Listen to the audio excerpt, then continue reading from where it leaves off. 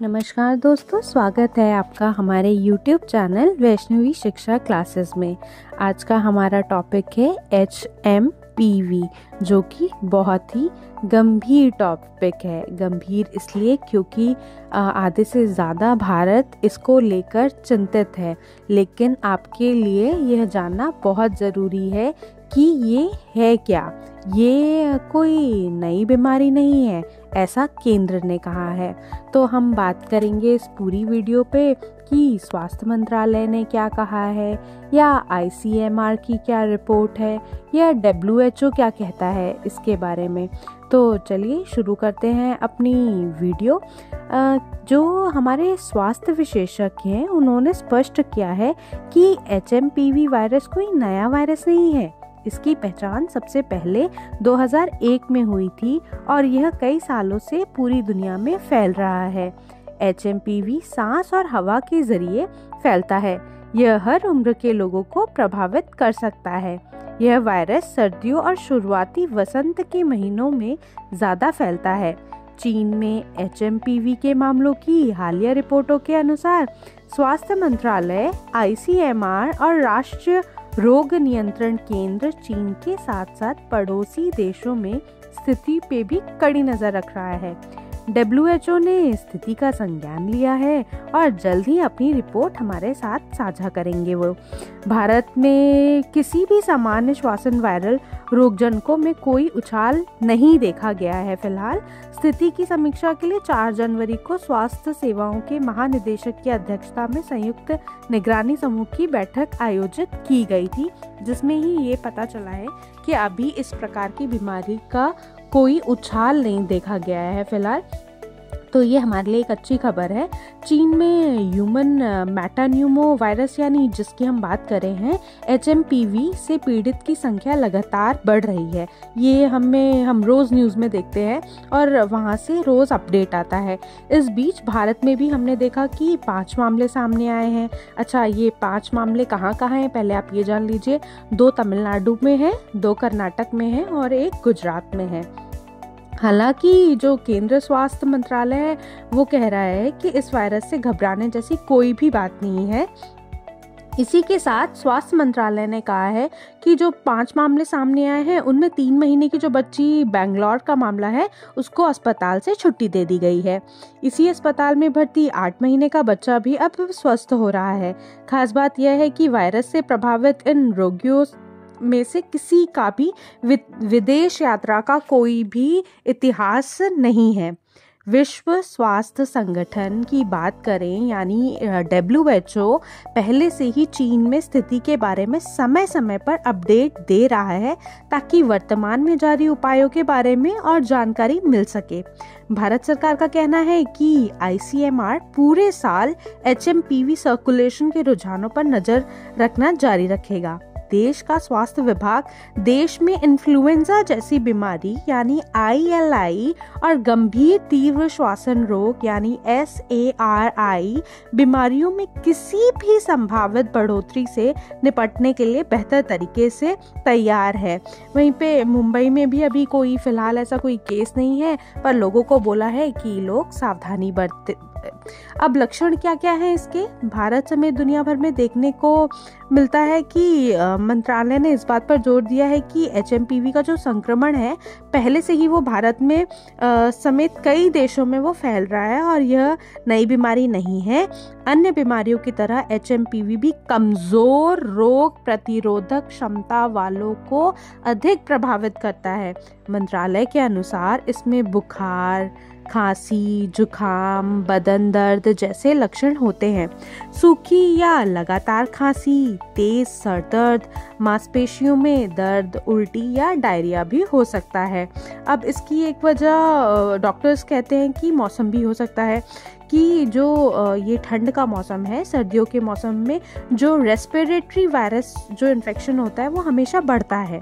सर्दियों के मौसम में रेस्पिरेटरी वायरस इन्फेक्शन के जितने केस आते हैं लगभग उसी तरह का पैटर्न अभी भी देखने को मिल रहा है। मतलब जो स्थिति है वो हर साल की तरह नॉर्मल है। भारत में मेटान्यूमोवायरस एक नॉर्मल रेस्पिरेटरी वायरस है जिसके लिए वैक्सीन या कोई स्पेसिफिक एंटीवायरल ड्रग अभी तक नहीं है। अच्छा, अब हम इसकी तुलना करते हैं कोविड-19 से। क्या ये कोविड-19 जितना खतरनाक है?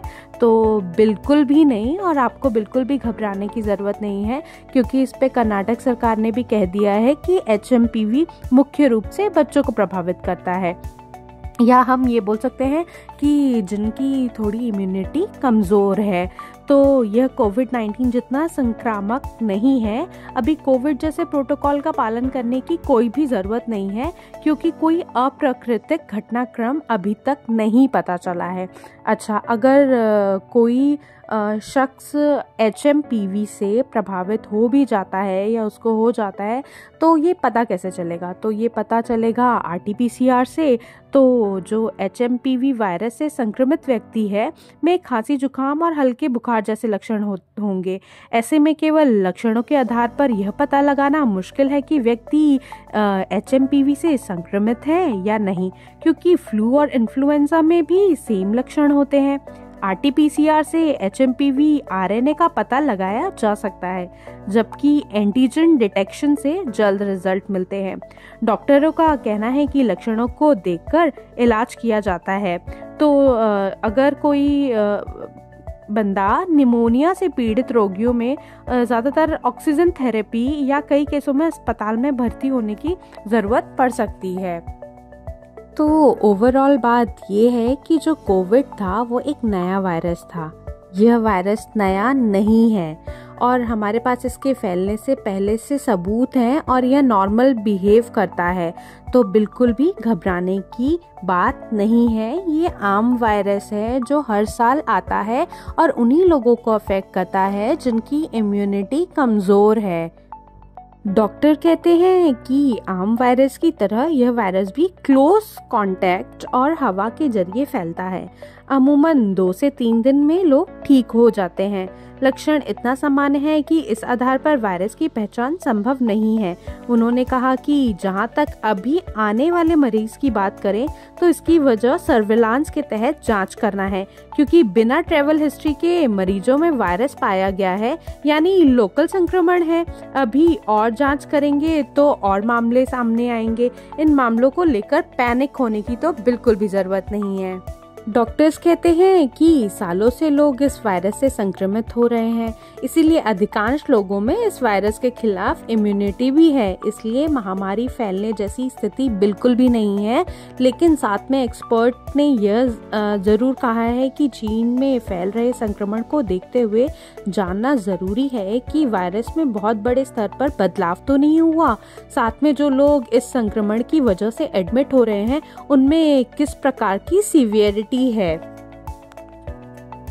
अब हम बात करते हैं कि HMPV से बचाव हम किस प्रकार कर सकते हैं, या तो हम प्रिकॉशंस ले सकते हैं कुछ, और करना क्या है आपको, घर से मास्क लगाकर निकलें, संक्रमित व्यक्ति के संपर्क में ना आए, खांसते छींकते समय मुंह पर रुमाल रखें, पानी अधिक पिएं, पौष्टिक और घर का खाना ही खाएं, पर्याप्त नींद लें, हाथों को साबुन से धोते रहें, सैनिटाइजर यूज करें, भोजन करते समय भी हाथ अच्छी तरह से साफ करें, प्रतिदिन स्नान करें, हाइजीन का आप पूरा ख्याल रखिए। है यदि लक्षण नजर आने पर खुद से दवा ना खाएं, इन्फेक्टेड व्यक्ति को छूने या उसके पास रहने से बचें, संक्रमित व्यक्ति का रुमाल, सामान आदि ना यूज करें, भीड़भाड़ वाली जगहों पर अधिक देर ना रहें, मुंह, आँख, नाक को बार बार गंदे हाथों से छूने से बचें,